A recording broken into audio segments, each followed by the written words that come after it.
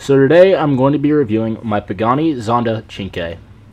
This car, there were 5 of them built, and this was a inspired design of the Pagani R. And they built 5 street legal race cars, road cars of that race car. So this model is a Pagani Zonda Cinque made by MONDO Motors. I actually can't even pronounce that right.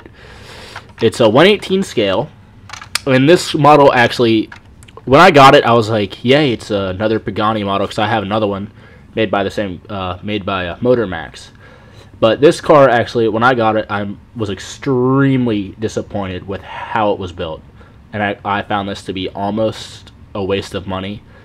But there are some great qualities that I like about the car, and there are qualities that I do not like about this car.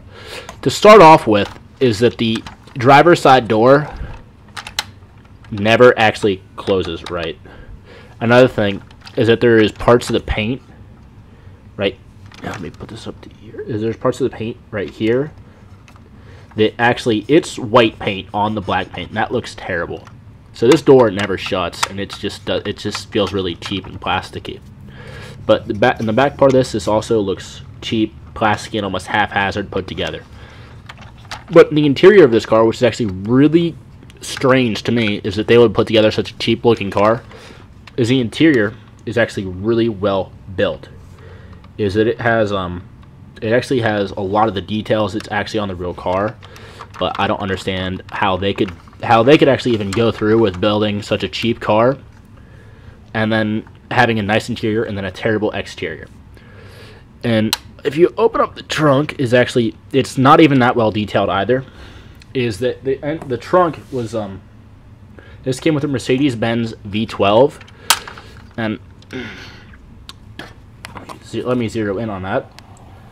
It's not even that well detailed. It has these saddlebags like on the real car, but these aren't even detailed, as they usually come with a latch or actually a piece of leather that straps onto it in real life, and they didn't even bother to color that in with brown paint or anything. It's just all black, and there's just like a little lip there. This car has the air intake over it, but this car doesn't actually seem like it's put together well at all, and it's not really a fan of mine. And honestly, if you're into Paganis and you're a big fan, I'd suggest getting this. But if you're trying to get this to add to your collection, I realistically wouldn't. I find it to be almost a waste of money. But good things I like about this car is it looks really good from a distance.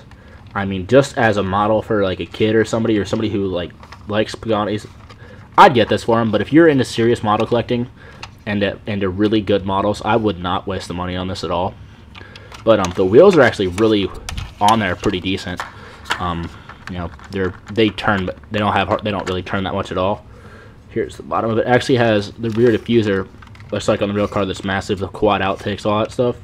But I'm not a fan of how they did this car, and I really wish they would have put a little bit more effort into how they built this car. But you know, if you like Paganis, you know, you can spend the money, but I really wouldn't if you're just into serious model collecting.